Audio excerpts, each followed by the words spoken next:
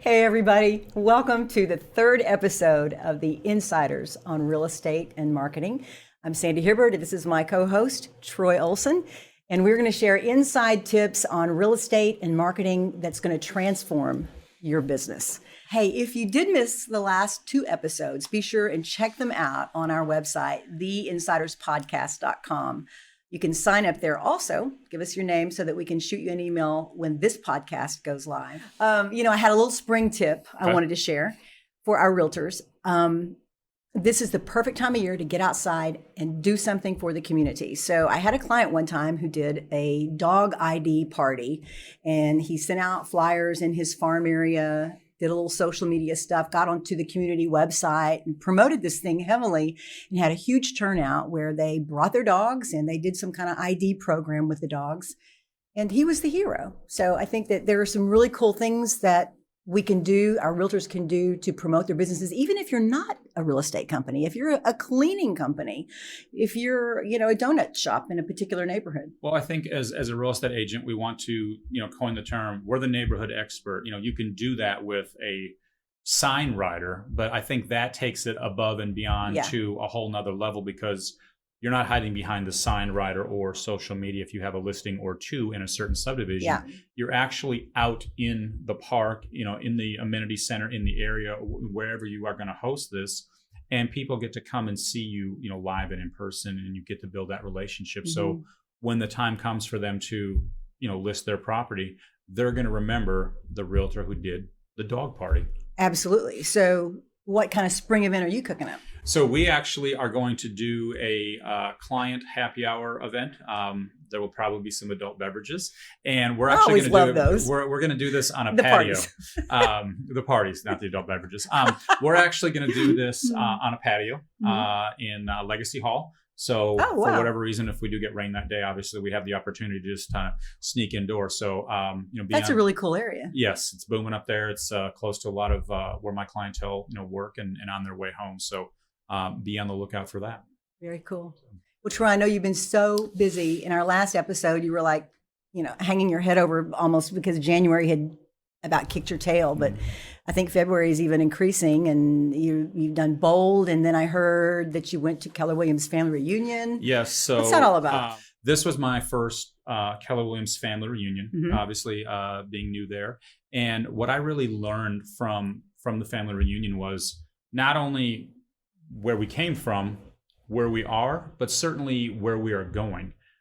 Big company, international company, a lot of exposure, a lot of technology. In fact, was even fortunate enough to be in a private breakout session with top individual producing agents with Gary Keller. And it was probably 100 agents, maybe 120 in the room. And it was individual agents. And we really got to hear other agents, stories and great networking, outbound referrals. This isn't just, go to the conference, go to the breakout sessions. It's an opportunity when you're in the Starbucks line, or you're having lunch, or, you're at an event, or like I said, just in the hall waiting for the next session, to exchange business cards. It says their name and, the market, the city that they're from. So, I left with lots of new friends and contacts all over the country and even into Canada. Well, that's cool then, to get in front of your fellow agents and have that camaraderie, I think is huge to inspire you. Not that you need to be inspired particularly. I know that you're moving a lot of listings.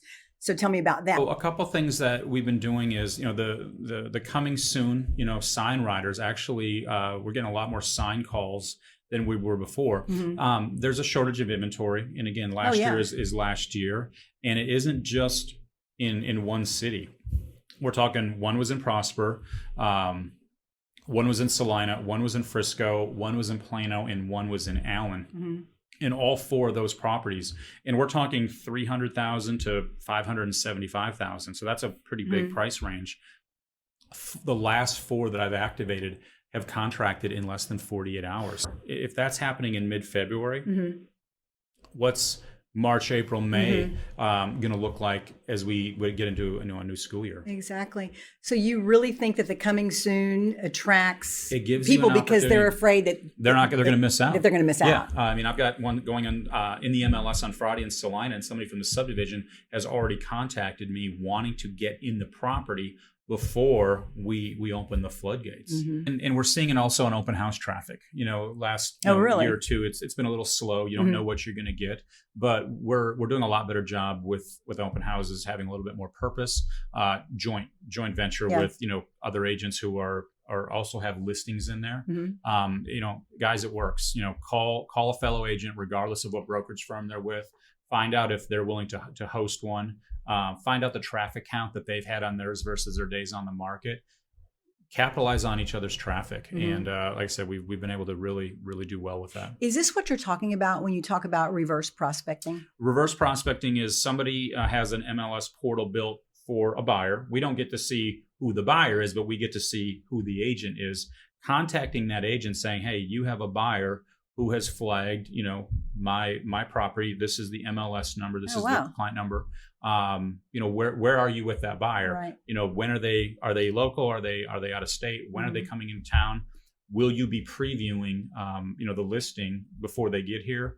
We're going to have an open house on that property at this date and time if you want to come, or if you want to send them, if you're so busy. Following up with your agents absolutely is huge. They've already raised their hand and said, I have somebody who has what you have. They want what you have. Let's take a little extra effort and market that property to them. It takes 2 sides absolutely to sell a house. Absolutely. So if you're missing out on that aspect, you're missing out on a huge part of your marketing. Yeah, and also you want to show your seller that it's not just a sign in the yard. And again, the last 4 went quick, but I also have 2 that have been sitting there for 30 to 60 days. You gotta work a little bit harder on those. Yeah, you do. Keep the momentum going. Again, being back in bold, and they require us to make 100 contacts a week. And if you don't, you get fouled. And I talked about that on our last episode. It's amazing when you hear people say, the harder you work, the luckier you get. And when you get in that mind and you get in that zone, these are the 2 that are going up this weekend, one in Little Elm and one in Salina. Those are both past client referrals. So again, work your sphere, work your database. Right. A good friend of ours, Jim Fight, said, and I'll never forget this because it goes with real estate or any other business that you're in that you're marketing, activity breeds results. Do you remember that? Absolutely. Activity breeds results. And something that Jim always talked about is 1 = 5. 1 = 5. Oh yeah, big deal. And in December, he always preached check in, don't check out. And again, I'm one, and those that know me, I don't check out, I don't shut it down. I don't know how to do that. So 1 = 5, and again, you should get 5 referrals, out of a transaction. Brian Buffini talks about is A, B, C, and D. You delete the D. The A's are going to your A client deck is going to just, when the words real estate come up, that client is automatically thinking, of me. The B's, you got to stay in front of them a little bit more often to make sure that they do refer you. The C's, they probably would refer you if they knew how to find you or contact you. I had somebody contact me from Savannah, the subdivision up on 380, and they contacted me through the website. Well, I had his information in my phone. We had communicated via phone and email before, but it was literally 11 months ago. So he went to my website and did an online submission, and I called him, and it's, hey, John, thanks for, your inquiry on the website. Sounds like you're getting ready to do what we talked about, last And you did this spring. on the phone? I called him up, and he gave his phone number, his email address. And, if you go to my website and you look at Sower, there's a list of things that I want to capture. I actually got that from my MAPS coach, Alice Daly. It's the Daly team. On their website, it's not just first name, last name, email address, phone number, comments, submit. It is a questionnaire tutorial learning everything about, that particular seller or buyer, so you can have what we learn in Bold called the Ford conversation. So I knew everything about the house and the situation before I called him back. And I had just made this improvement to my website the week earlier. He was the first one to actually use it. I'm grateful that Alice, shared that and said, absolutely, do that on your website. And I would encourage, other agents to do the same thing. Very cool. Very, very cool. Good secrets on getting listings, which is the hardest thing. Absolutely. But now that you have them, we have to market them. Yeah. So let's talk about that. And when I think of marketing a listing, if I kind of go back into terms of typical marketing 101, and I think about what you have to do when you market any product is you have to gather a few things. You got your product, you've got to know the market for that product, you've got to price it accordingly to the market, you've got to build the content, and then you push it out. I mean, whether that is selling jewelry or selling a house, it's some basic marketing 101 stuff. So you've got your product, your home, you've got to look at the market where that home is, what kind of price is it going to pull. So price it right and price it to sell going out the bat, right? Then you pull your content together, which is your marketing tools, and then you push it out. And the MLS to me is right where that starts. It's number one on my list of 13 marketing initiatives to take to sell your listings. And we're going to cover these really quickly. Troy and I are going to hop all over these. But the first thing to me is starting with a strong MLS description and pictures. And as a marketer, let me just interject this before you say something, that I work for a lot of realtors and I watch the MLS and I jump on that as my initial way to push out a home. And if they're starting with great pictures, great staged homes, and great descriptions, my job's already done for me. You can put that out on social media and it's going to be successful. Well, and I always give the homeowner, the seller, the opportunity. It's not my property description. It's our property description together. I will draft it and I will send them the MLS sheet and incomplete status so they can review it. Right. And I tell them, I don't take it personal if you don't like the way that I describe the house in the property description. We only have so many characters to do that. Now, if they have done a complete remodel on that, we'll talk about some of the high level, remodel items that they did, whether hey, we put a new roof on, we got a new HVAC, the major mechanicals that people are the most concerned about when they buy an older home. And then we'll create an actual bullet point of all the updates that the homeowner has done and when they did it, and say, oh, new AC. Well, that's a very vague term. It could have been a new AC in 2012 and now it's 8 years old. Right. So I let them review and edit and interject to the property description.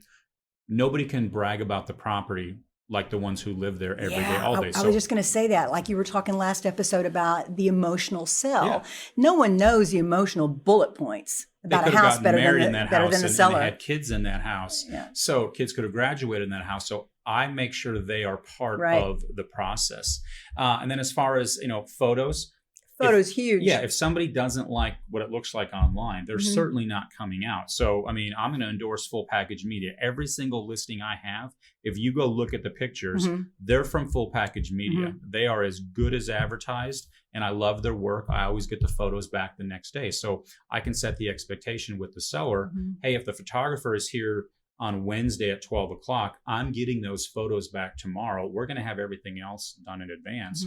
We're going live the next day. And I think staging is a really big deal, especially once you get past $400,000 or $500,000. You get into that realm. You want to look at houses that look like model homes. Absolutely. And a stager is wonderful. So doing that from the get-go, to me, is the biggest step to take in qualifying and marketing a listing. So get your tools together on MLS, get your pictures, make sure that they're great, they're well lit, pay to have it done, right? I mean, I think that that's important to have professional photography taken with wide angle lenses so you get a room. And empty photos don't look good online because people don't know what that room is, especially if there's 2 or 3 empty rooms. Yeah. And then, you feature it on your homepage. So I can go and I can see a new listing that it's flagging me. It's telling me this is a new listing or this is a featured listing. This is the reason why folks have been talking about having your website, making sure your website's up to date, because it should be the hub for your listings. No matter if it's a 3-day-old listing or a 60-day-old listing, you need to have that listing being vibrant and consistently being pushed out through your website. Another way to do it is to do email blasts to your A-list. You never know if they have a referral for you, or if they've got a child that's just graduated from college or gotten married and they need to upgrade or buy a new home or whatever. So always include your new listings on an email blast to your A-list.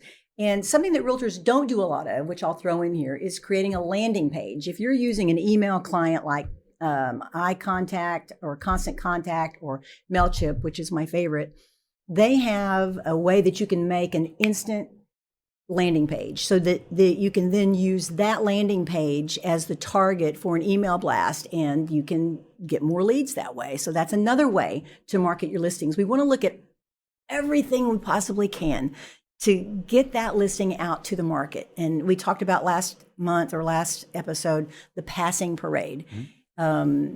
You have to catch people where they are. So this is why we're doing a variety of marketing aspects for your listing.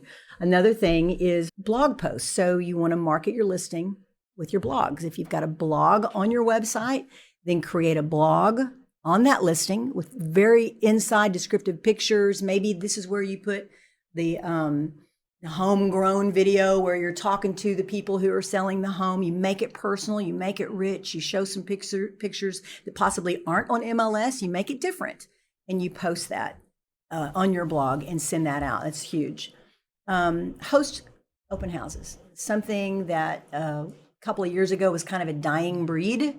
Now I'm seeing that resurgence in open houses. Let's talk about that for a minute. It's picking back up because, again, it's an additional way to showcase. Sometimes it's broker tour, and if you want your listing on the broker tour, where again 6-8 agents will get together, we'll get a bus service, and my listing doesn't get showcased. Do agents really do that? I mean, I think that's kind of huge to stay in touch with what's going on for agents. But in a luxury perspective, it is, because like I said, those typically will take longer to sell just because of the price point. Fewer people can afford $1 million versus 500,000. But what I like about that concept is your listing's not on the tour if you're not on the bus. So it's that pay to play type of deal. But again, you got to know what your competition is doing, and it's also constructive criticism. Sandy, this is your listing. It's been on the market for 120 days. This is what I think that you need to do to help move that. Now let's go to my listing, and I've been on the market for 145 days. We've had 12 showings. We're not getting bad feedback, but we're not getting offers. Right. If I'm overpriced, I need to know that I'm overpriced. With the Showing Time app that we have, you can rate your showing experience 1 through 5.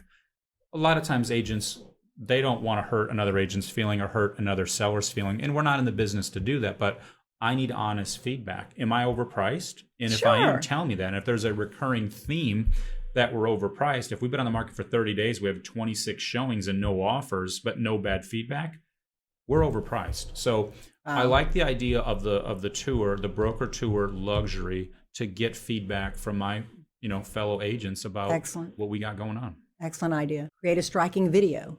Leverage social media. I mean, this stuff is out there. It's available. You've got to be on it. You've got to have your account set up. You've got to have great pictures that are sized and optimized for Instagram. You've got to have your videos, the link that Instagram and Facebook stories require. I mean, there's a little bit of work to do, but once you have those things set up, leveraging those accounts and those networks is huge. There's an agent in our Frisco office, Will Coburg, and nobody does video better than Will. He's very charismatic. Gotta check him out. He's full of energy. He has fun with it, and that's what we need to do. And I learned a lot from him. There's one that he did around Halloween where he literally is like sitting with like skeletons and monsters and like having a conversation with them. It is hilarious. You have to watch this sometimes video. Crazy works. I mean, It's very entertaining. Especially in the world of social media. You got to have fun with this. You really do. You really do. Amplify your listings marketing with advertising. So you've got a great marketing campaign rolling, and you have within your budget, if you're selling luxury, you've got enough money in the budget to do some advertising. I think to create ads for your Facebook stories and your Instagram stories, which, by the way, we're going to have an episode coming up on Instagram ads and how to conduct those and how to really utilize that service. But doing that kind of advertising is only going to get more eyes on your listings. Do you do any advertising? Mm-hmm. Something that stuck out to me, and I know we're going to talk about mailers here in a second. I went on a listing interview last Friday in Sunset Point in Little Elm, and the homeowner literally brought out a direct mail postcard from 7 months ago from Travis in our Keller Williams Allen office, and they said, we kept this postcard because this is our exact home minus the pool. We don't have a pool. That home sold at X. Was it a just listed postcard? It was. It was. Wow, so that's cool. I went and looked in the MLS when I got back on what it sold for. It actually sold for over list price. But there's an example of where somebody kept a just listed postcard because it was their house, and they knew eventually they would be moving up and building another house. For us. It really is. And let's just jump on down to that. Sending mailers is important. And I know it's costly. It can be. So it needs to be part of an overall campaign. Again, you need to know what your budget is. You've got to get your tools together like I'm always preaching, and you've got to decide how much money you can allocate on that particular listing. But on those listings that are in the luxury market, you can usually afford that in your budget to do some mailings, and mailings are huge. I mean, I know agents, and I've done it for you, who include a farm area mailing, whether they have a listing or not. It's just part of their overall marketing campaign to brand that team or that agent. I think that print is still very vital. And there's companies out there, Sandy, where if this is the subject property and I want to pull 100 addresses around that property and do a just listed or a just sold campaign, they do it for you. And I'll give you another example. Last Friday at 7:00, I went to Little Elm to interview for a listing. She's in Paloma Creek, and she's on the southernmost tip of that subdivision. Well, if people live 3 or 4 streets over or to the north, they don't drive by her house to go to work or go to church or go shopping or whatever, because she's kind of tucked away. There's an opportunity for me to, again, educate around her that we got a new listing coming, and you got friends, family, coworker, whatever it may be that want to live in this area. Otherwise, they may never know about it. So I know that one-offs don't generally work. Now, maybe your client, your listing appointment, maybe that was not a one-off postcard that was sent by your colleague. My experience is that you need to be on a campaign. You need to be doing that monthly to a neighborhood. And then when you do submit or put out a just listed, it's got more effect to it because they're used to seeing what you're putting out there. So remember just to build it into an overall campaign. I think that's really important. Well, and there were 4 agents that interviewed before me, because I always ask the question, if I get this list, when I get this listing, I want to know why you hired me. And for whatever reason, if you don't hire me, I want to know why. So I can learn from my mistake and do better in growing my business. And I found out the next day that they are going with me. When I asked why, they said, you presented ways to market my property. Now, again, it was 7:00 on Friday night, but you got to bring the energy, regardless, because again, they are interviewing you. They are. So it's all about the chemistry and the connection. So always ask, why'd you hire me? Why didn't you hire me? That's a good point. A couple of last things on the list: create a single property site for your listing. A lot of brokerages offer this service in the luxury area. I think that can be another thing that you can leverage in your marketing of a listing. And then, of course, we've been peppering this throughout today's discussion. Share your listing information with your fellow agents. That networking probably does more than anything else that you can do. So I think that overall, we're seeing all these bits and pieces and things that you can do to market your listing. So what happens when that listing is sitting there for 60 days? Right. And, agents call me frustrated. I got this listing that can't seem to move. And I know that's frustrating. I know that this market's been up and down. There have been times when we've got 15 offers on one house and it sells in 2 days or 24 hours. And then you've got another listing that's sitting there that seems like it can't be sold. And I think that some of the key points that Troy brought about pricing and how you're leveraging social media, how you're leveraging your marketing opportunities is huge to be able to continue doing that. You can't give up. No, and you have to show the seller you are working on it. So when it says, what are you going to do to sell my house? And if you say, well, I'm not doing anything other than the signs in the yard and the MLS, again, you have to show them what you are doing to move the property, or they're going to move on from you. Yeah.